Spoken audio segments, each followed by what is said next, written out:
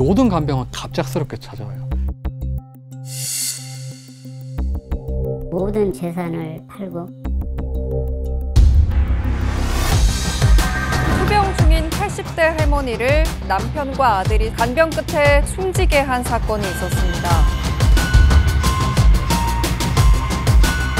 포기와 연민이 공존하는 상태였던 것 같다.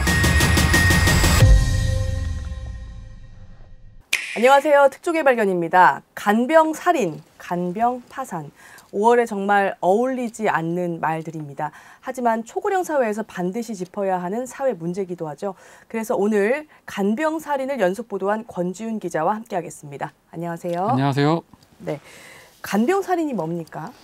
통상 간병이라고 하면 가족 중에 환자를 돌보는 행위, 거기는 이제 신체적, 물질적, 정서적, 의료적 이런 지원 행위를 다 하는 거를 간병이라 하고, 당연히 간병 살인은 그 과정에서 발생하는 살인인데, 엄격하게 따지면 이 간병 살인이라고 포함하는 그 범죄 유형에는 일반 살인도 있고 폭행치사, 유기치사 이런 것도 포함해서 다 간병 살인의 범죄에 넣고 있습니다.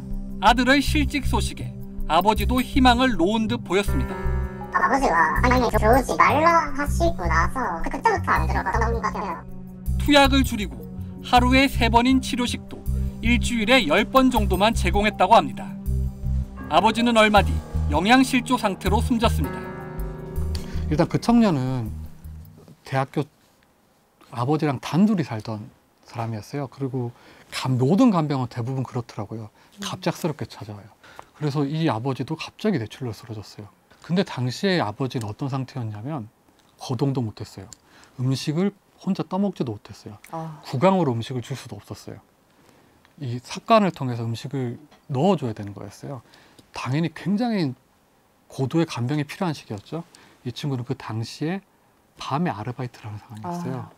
아침에 퇴근해서 오면 아버지 간병을 해야 되고 잠을 못 자겠죠. 이러다 보니까 편의점 아르바이트를 했었는데 그걸 제대로 못하다가 결국 잘렸어요. 네. 아버지가 누워 계셨을 때 아버지 나 잘렸어요. 그랬더니 아버지가 방에 들어오지 말라고 했대요. 그 방에. 가끔 이렇게 방에서 아들아 이렇게 부르면 그 청년은 이제 들어가지 말아야 돼 하면서도 들어가면 아버지가 가만히 있는데요. 이렇게 가만히 있었대요. 아무 말도 아들을 하죠. 보면서. 네. 그러면 그 친구는 울다가 그냥 나왔대요. 판결문에도 그 내용이 이제 아주 드라이가 돼 있는데 그 심리를 이제 판결문에서 판사는 이제 포기와 연민이 공존하는 상태였던 것 같다 이렇게 표현을 했더라고요. 네. 사실 그랬던 것 같아요. 그러다가 결국은 아버지는 돌아가셨죠. 당시 아버지가 몸무게가 부검을 해보니까 36kg인가 그랬대요. 키가 166cm인데 통상 몸무게가 한 65kg 정도 나가야 되는데 그렇다고 하더라고요. 간병살인 대부분이 그렇습니다. 이게 뭐 전체 사건이 그렇다는 건 아닌데 대부분 살해를 한 그 사건을 저지른 가해자가 신고를 항상 해요. 예. 이 신고를 하는 이유가 자기가 이제 숨길 생각이 없었던 거죠. 이 청년도 신고를 본인이 했어요. 본인이 하고 가서 그냥 다 자백을 해요. 아파트 조그마한 거 팔고 가게 사업장 그거 팔고 모든 재산을 팔고 저희도 개인 파산을 받았습니다. 제가 간암 시술을도 받았어요. 자녀이기 때문에 한쪽 마음이 그냥 항상 아파서 놓을 수가 없는 거죠. 그 취재하신 내용에 보니까 부모가 이게 자식을 간병하는 경우도 있더라고요. 그렇죠. 저희가 취재했던 간병인 중에는 이제 60대 노부부가 30대 자녀를 이렇게 간병하는 게 있었어요. 그게 잠시만요. 네. 이게 22년이나 돌봤다고 그렇죠. 그래서. 이제 그 자녀가 아급성 경화성 범뇌염이라고 해서 굉장히 희귀병이 걸렸대요. 예. 그게 이제 어린 시절에 걸려서 올해로 22년째 간병을 하는 상황이었었던 거였어요. 그런데 이 간병을 하면 아까 최희성 기자도 말했지만 제일 먼저 마주하게 되는 게 경제적으로 힘들어지는 거예요. 예. 그렇죠. 예. 근데 이 노부부도 22년째 간병을 하면서 개인 파산이 되고 결국은 지금 기초생활수급자가 됐어요. 그리고 심지어 이 자녀 같은 경우에는 누워있을 경우에는 거의 10분에 한 번씩 아니면 5분마다 침을 못 삼키기 때문에 이걸 시침을 빼주는 일을 석션을 해야 된다고 하더라고요. 24시간 동안요. 그게 이제 잠잘 때는 거의 5분, 10분 단위로 아유. 해야 된다는 거죠. 그 한 명이 두 명도 힘들죠. 그럼 거의 그러면. 잠을 못 자겠네요. 그렇죠. 그래서 여기 이 간병을 했던 어머님은 수시로 픽픽 쓰러졌대요. 아, 그리고 아버지는 결국 암까지 걸리셨고, 그런데 지금도 이렇게 계속 간병을 하고 계시는 거죠. 38년 동안 어머니가 간병을 했는데 이 지적장애에 이제 뭐 난치병에 걸린 상황에서 대장암이 걸린 거예요, 딸이. 죽고 싶다고 소리 지르고 죽고 싶다고 하다 보니까 이 어머니가 이제 아이한테 수면제를 줬어요. 수면제를 준 다음에 목 졸라 살해한 거죠. 그래서 저는 아직도 그게 이 판결이 계속 기억에 남았던 이유가, 이 어머니를 심리검사를 했더니 의사가 이제 뭐라고 이게 뭐 심리학 용어라고 하는 무망감이라고 하더라고요. 이 어머니의 무망감 상태라. 무망감. 희망이 없는 상태다. 무망감인데 이게 약간 희망이나 뭐 무슨 다른 거랑 좀 다른 그 무망감 고유의 뜻이 앞으로 뭘 해도 가능성이 없다. 막막해요. 그냥 막 나도 죽고 싶고 잠도 안 오고 같이 뜬 눈으로 밤도 새고 울기도 같이 울고. 처음에는 근데 지금 알아도 그 발이 덩덩덩 굴레진다. 유나 이거 어떻게 하냐고 하면서 그러니까. 간병은 그 저희가 만났던 이제 제가 남편 간병하는 분 세 분을 만났어요. 나이가 70대, 80대 그리고 50대도 계신데 다 뭐 5년에서 9년 차 정도 간병을 했던 분인데, 그분들 중에 하신 말씀이 있어요. 자기와의 싸움인데 이분들도 다 아파요.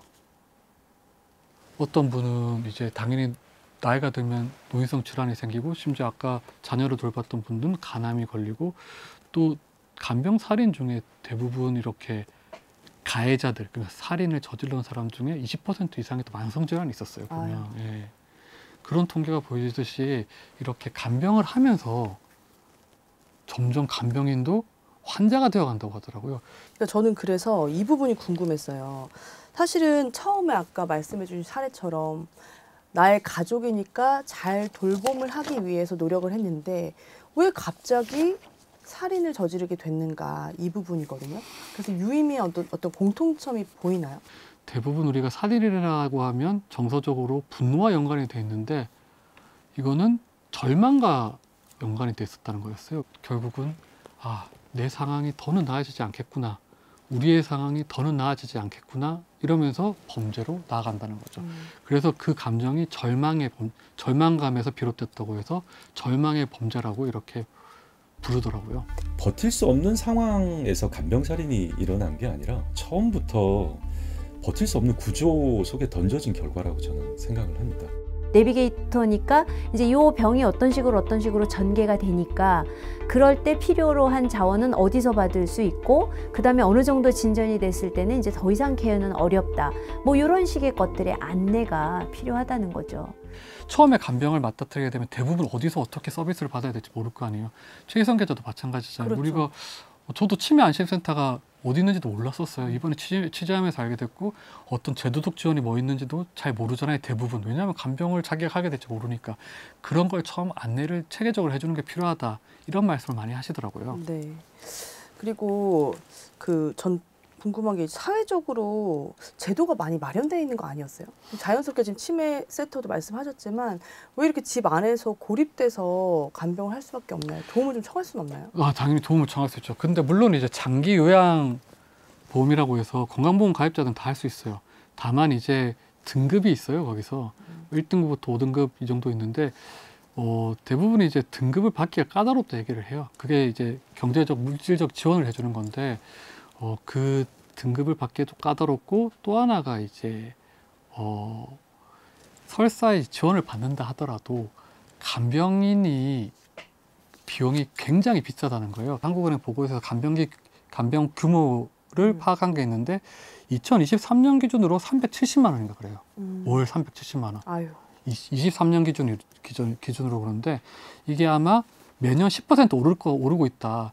그래서 최근에 이제 제가 간병인들 만나서 물어봤더니 가족 돌봄하시는 분들이 얘기하는 게 요즘에는 400만 원으로도 구할 수 없다는 거예요. 그 간병 살인을 이렇게 분석을 했을 때 200여 건의 간병살인 중에 간병부터 살인까지 범행 기간을 이렇게 따져봤어요. 따져봤더니 평균 간병 기간은 2년 4개월이었어요. 근데 간병한 지 1년 이내에 살인이 발생한 비율이 78%였어요.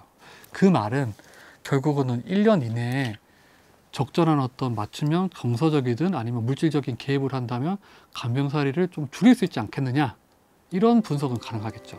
그래 돼요. 도망갈 것 같아요. 나중에 알게 된 게 병원에서 환자를 계속 치료는 한다 하더라고요. 그러면 아버지도 좀 더 오래 사실 수 있었지 않았을까.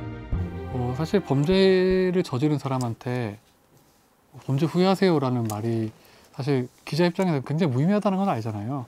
근데 이제 조금 여쭤보고 싶었어요.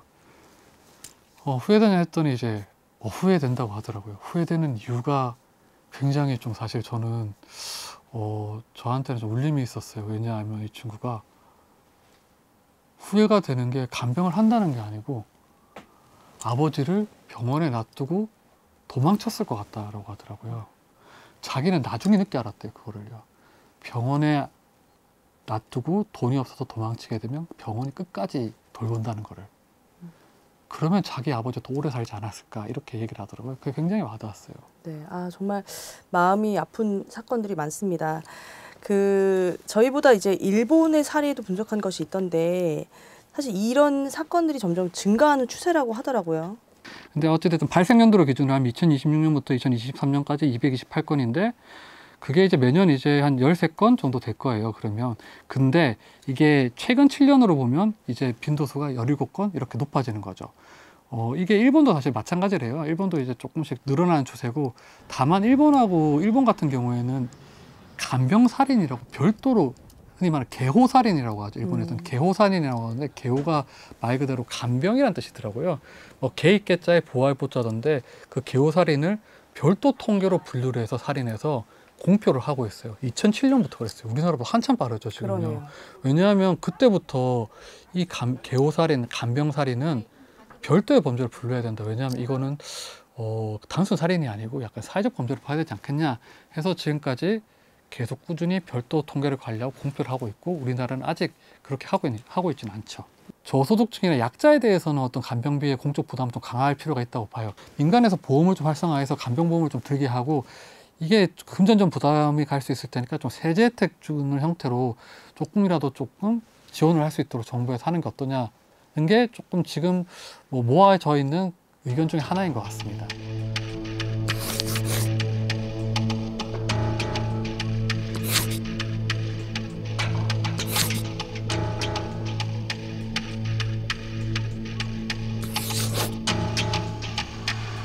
사건을 취재해 보면 판결문에도 써있고 이분들도 얘기를 해요.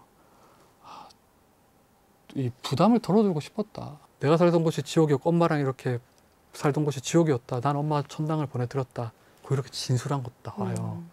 그만큼 이렇게 이제 간병이 힘들었다는 거겠죠. 정말 어려운 취재를 하신 것 같습니다. 이게 취재를 이제 전체 다 하고 그 소회라고 할까요? 안타까움 아니면 꼭 당부하고 싶은 말씀 이런 게 있을까요? 우리 사회가 수호하는 최고의 가치가 생명인데, 이 생명을 훼손하는 사건을 좀 이렇게 우리가 밀도 있게 쳐다봤을 때 좀 너무 혹시나 좀 미화시킬 수 있지 않나, 아니면 좀 너무 이렇게 어쨌든 살인죄인데 좀 이렇게 가볍게 사람들이 보는 게 아닌가라는 이런 걱정도 하면서 취재를 시작했는데, 계속 이제 머리에 머물렀던 거는 간병을 안 해보면 모른다는 거였어요. 사실 살인이 정말 나쁜 죄죠. 형법에서 가장 끔찍한 단어고 나쁜 죄죠. 그래서 심지어 제가 판결문을 여러 개 봤는데, 판결도 사실은 집행유예형을 선고하는 경우가 많긴 해요. 많은데 징역 7년, 10년을 선고하는 경우도 있어요. 제가 그 판결을 보니까, 자, 간병살인이라고 해서 이렇게 형량을 줄였을 경우에는 똑같은 일이 또 일어나지 않겠냐 하면서 그렇죠. 중형을 선고하는 게 판결문에 이렇게 써 있어요. 다만 이제 우리가 이제 처벌은 후행적인 거잖아요. 처벌이 능사도 아니고. 그래서 조금이라도 사전에 막을 수 있는 우리가 제도적인 장치가 필요하지 않겠나. 간병하는 분들이 절반 가까이가 우울증에 걸린대요. 여기 보고서에서도 설문조사를 해보니까 그게 나온대요. 그런데 또 보고서 내용에 보면 우울증에 걸렸을 때 간병 살인을 저지를 확률이 8.05배 정도 높아진다는 게 분석 결과예요. 그러니까 이제 정서적으로도 도울 수 있는 거 아니에요. 간병하는 분들한테 조금 이렇게 제가 간병을 하는 사람들을 이제 정부에서나 이렇게 관리를 하면서 좀 심리 상담도 해주고, 그리고 또 좀 치매 안심센터나 여러 안심센터가 있지만 활성화를 좀 해서 이분들끼리 조금이라도 서로 좀 도움을 줄 수 있도록 자조 모임을 좀 활성화시키게 한다거나, 뭐 돈이 덜 드는 방향이죠. 그렇게 해서 모르는 사람도 많아요. 어찌됐든 그런 정책을 좀 홍보를 좀 하더라도 이렇게 좀 제도적으로 좀 부족한 부분을 메꿔야 되지 않겠나 생각은 해요. 네, 알겠습니다. 오늘 간병살인 연속 보도를 해준 권지훈 기자와 함께했습니다. 말씀 잘 들었습니다. 고맙습니다. 네.